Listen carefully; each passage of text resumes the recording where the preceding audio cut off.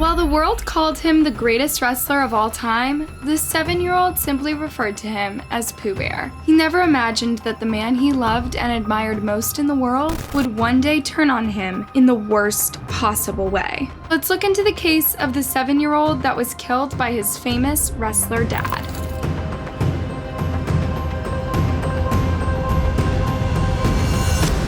Chris Benoit was born in 1967 in Quebec, Canada, to his parents, Michael and Margaret Benoit. He grew up in Edmonton, Alberta, and knew from a young age that he wanted to become a professional wrestler. He idolized wrestlers such as Bret Hart and Dynamite Kid after watching them at a local wrestling event when he was just 12 years old. Determined to make his dream come true, Chris trained at the legendary Hart Family Dungeon alongside his idol, Bret Hart.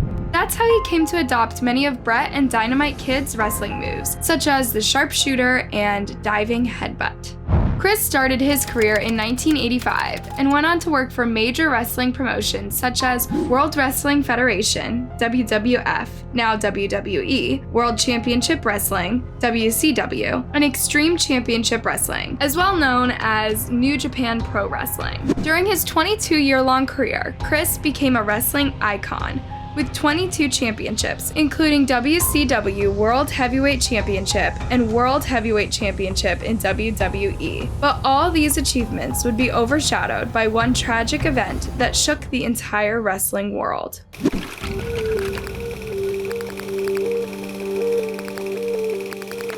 During his stint in WCW, Chris was scripted to have an on-screen affair with the wife of another wrestler, Kevin Sullivan. The script, which was written by Kevin himself, forced his real-time wife Nancy to spend a lot of time with Chris in order to sell the story to the public. So the two would be seen holding hands in public and even sharing hotel rooms. Well, Sullivan,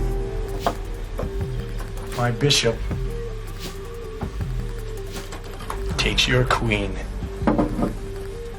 Checkmate. Kevin Sullivan first met Nancy when she was 20 years old and working as a model. She was also married to another guy called Jim, but Kevin convinced her to be part of his wrestling entourage, and she ended up divorcing her then husband and marrying Kevin in 1985. The on-screen affair between Chris and Nancy began in 1996, and it soon developed into a real affair, to the point of even ending Nancy and Kevin's marriage. Chris, who was also married with 2 kids, ended up divorcing his wife to live with Nancy. The two soon got engaged, and on February 25th, 2000, they had their first and only child together, Daniel Christopher Benoit. They also got married the same year in November. They bought a house in Georgia where Nancy stayed with her son while Chris traveled around for work. Now, people who knew Chris personally said that he was a great father who loved spending time with his children. This voicemail from Daniel to his dad shows the kind of bond that the two had with each other. When the message was left. Hi, Pooh Bear. We'll be back soon, okay? We'll just be there, okay? Hey, Pooh Bear. Hey, Pooh Bear. Love you. Around that time, Chris left WCW for WWE, where his career continued to flourish. But in 2003, barely 3 years into his marriage, Nancy filed for divorce, citing that the marriage was irrevocably broken. She also got a restraining order against Chris, saying that he had been cruel towards her. But the two soon made up, and Nancy dropped both the divorce suit and the restraining order. Sadly, this would turn out to be a fatal mistake on her part. November 2005, a huge tragedy hit the wrestling community when Eddie Guerrero was found dead in his hotel room, having suffered a heart attack. As you can imagine, Chris was totally devastated, since Eddie was his best friend and road partner. In this video tribute to Eddie, you can actually see him breaking down at the thought of never seeing his friend again. And Eddie, I know that you're in a better place, and I know that you're looking down on me right now. I want you to know that I love you. I miss you.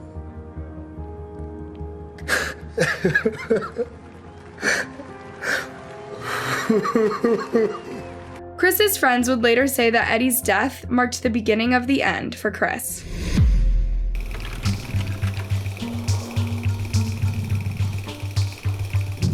On Saturday, June 23, 2007, at around 3:30 p.m., Eddie's nephew, Chavo Guerrero, who also happened to be a close friend of Chris, received a voice message from him stating that both Nancy and Daniel had food poisoning and that he would be late for the night's events in Texas. While Chavo called Chris back, he noticed that he sounded groggy and tired as he repeated everything he had said in his voice message.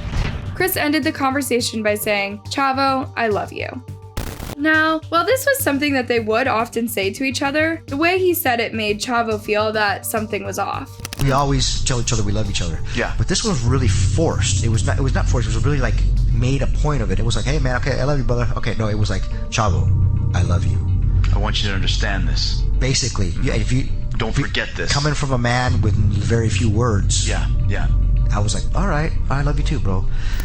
Chavo was concerned about Chris's tone and demeanor, so he tried calling him back 12 minutes later, but Chris did not pick up. Chavo left him a message asking him to call him back. At 3:44, Chris called and told him that he did not answer the call because he was on the phone with Delta Airlines changing his flight. He reassured Chris that he was okay and was only stressed because of his wife and son being sick. So Chavo was like, "All right, man, if you need to talk, I'm here for you." And then he hung up, not knowing that it would be the last time he would ever talk to his friend again. That night, Chris never showed up for the event, but he later left Chavo a voicemail saying that he would be on the flight that would arrive in Houston at 8 a.m. Sunday morning. But on Sunday, June 24th, 2007, at around 5 a.m., Chavo was woken up by some really strange texts. So I look at the my text and I'm like, that's weird. It says the dogs are in the enclosed pool area. The garage door is open. I looked at it, I was like, well, that's weird. A few seconds later, another text came in, this time from Nancy's phone, saying the exact same thing. Then another text came from Chris, giving him his home address. While this was definitely odd, Chavo went back to sleep telling himself that he was picking Chris up at the airport in a few hours. What he didn't know, at the time, was that these same messages had been sent out to several people. At around 8 a.m., Chavo was at the airport waiting for his friend, but Chris was a no-show. Later that morning, Chris called WWE's talent relations officer to say that his son was vomiting and that he and Nancy were at the hospital with him. He also said that he would be taking a later flight to Houston, where he was scheduled to face CM Punk for the Extreme Championship Wrestling pay-per-view event. However, Chris never showed up for the event, and his phone went unanswered after this. On Monday, June 25th, 2007, everyone was starting to get worried since no one had heard from Chris in over 24 hours. Chavo, who by now had realized that he was not the only one that received the strange messages from Chris and Nancy's phone, went to the WWE's Vice President of Talent Relations and showed him the texts. And that's when the head of security in the company called the cops. My name is Dennis Fagan. I'm a retired detective in New York City. I run the security for World Wrestling, and one of our wrestlers that lives down there is missing. And he told me to say we need a welfare check done. Okay, what's the address? 130 Green Meadow Lane.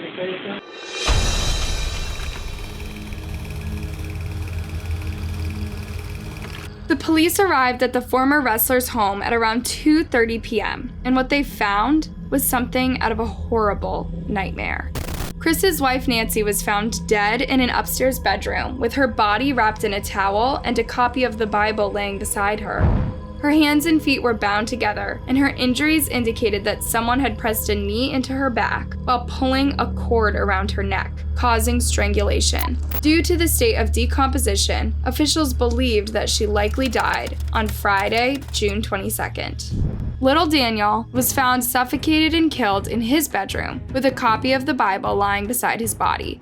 He had internal injuries to the throat area, showing no bruises. Toxologists found Xanax in his system and determined that he was likely unconscious when he was killed. Though his body had also started to show signs of decomposition, it was not as far along as his mother's. As for Chris, he was found hanging from a lat pull-down machine in his home gym, with a Bible placed beside him. He had used a weight machine cord to hang himself by creating a noose from the end of the cord from which the bar had been removed. There were cans of 10 empty beers and an empty bottle of wine near Chris's body. After receiving the devastating news, WWE Chairman and CEO Vince McMahon gathered the other wrestlers to tell them that Chris, along with his wife and son, were dead. The 3-hour-long live show that had been scheduled to take place that night was canceled and replaced with a tribute for Chris. WWE superstar Chris Benoit, his wife Nancy, and their son Daniel are dead. Their bodies were discovered this afternoon in their new suburban Atlanta home. The authorities are undergoing an investigation. We here in the WWE can only offer our condolences to the extended family of Chris Benoit.